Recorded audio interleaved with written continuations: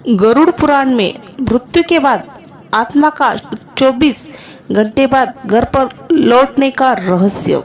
मृत्यु एक ऐसा सत्य है जिसका सभी को एक न एक दिन सामना करना ही पड़ता है। यह जीवन का अंतिम पड़ाव है, लेकिन इस प्रक्रिया से जुड़ी हुई कई गूढ़ बातें हैं जिन्हें धार्मिक ग्रंथों में विस्तार से बताया गया है। गरुड़ पुराण, जो हिंदू धर्म में महत्वपूर्ण धार्मिक ग्रंथों में से एक है, मृत्यु और आत्मा की यात्रा के विषय में गहरी जानकारी प्रदान करता है।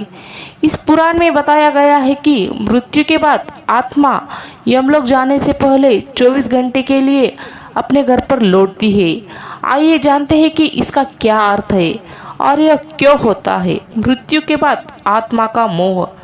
जब कोई व्यक्ति मृत्यु के दरवाजे पर खड़ा होता है तो उसका मोह अपने सगे संबंधियों के लिए बहुत बढ़ जाता है।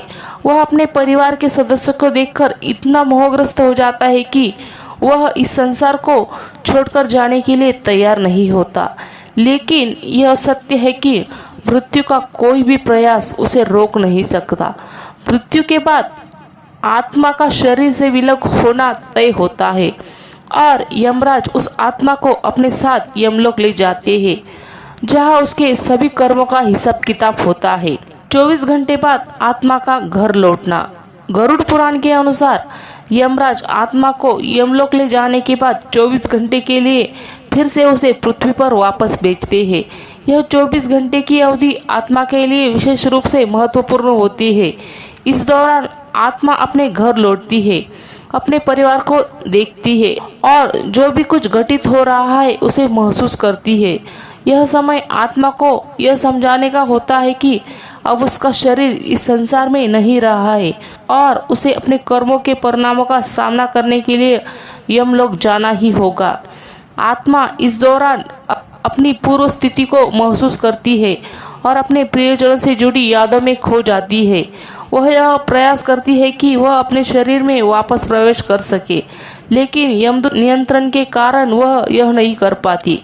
यही कारण है कि यह 24 घंटे की अवधि आत्मा के लिए मानसिक और भावनात्मक रूप से बहुत कठिन होती है, क्योंकि वह अपने परिवार के साथ रहने की रखती है, लेकिन वह यह महसूस करती है कि अब उसका शरीर उसके साथ नहीं है।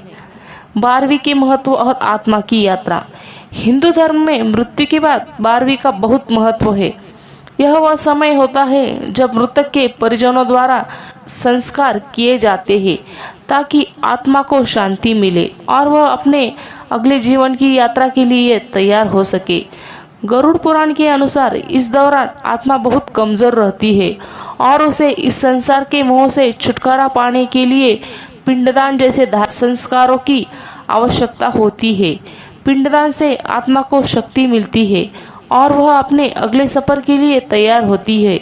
यह यात्रा यमलोक की ओर होती है, जो 12 दिनों तक चलती है। जब तक पिंडदान नहीं होता तब तक आत्मा को यमदूतों से संघर्ष करना पड़ता है।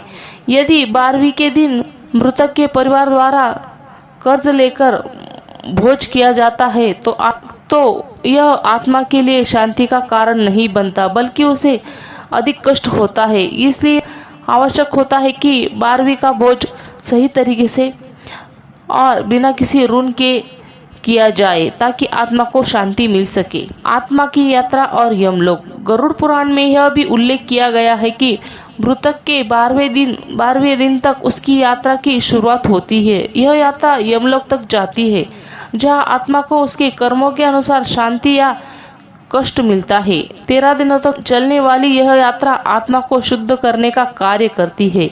इस दौरान आत्मा को हर दिन विभिन्न परीक्षा और कष्टों का सामना करना पड़ता है ताकि वह अगले जीवन के लिए तैयार हो सके। पिंडदान के दौरान दिया गया भोजन आत्मा को 1 साल तक शक्ति प्रदान करता है, जिससे वह इस यात्रा को पूरा कर सके। अगर आत्मा का पिंडदान नहीं होता है तो यमदूत उसे जबरन यमलोक की ओर खींचकर ले जाते हैं, जो कि अत्यंत कष्टप्रद अनुभव होता है।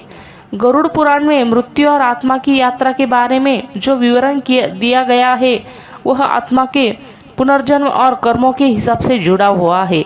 मृत्यु के बाद 24 घंटे का समय आत्मा के लिए अत्यंत महत्वपूर्ण होता है, क्योंकि इस दौरान वह परिवार के साथ अंतिम बार संपर्क में रहती है और उसकी अगली यात्रा के लिए तैयार होती है। 12वीं का समय भी बहुत ही महत्वपूर्ण होता है, क्योंकि इस समय किए गए संस्कार आत्मा की शांति और अगले जीवन के लिए उसे तैयार करती है।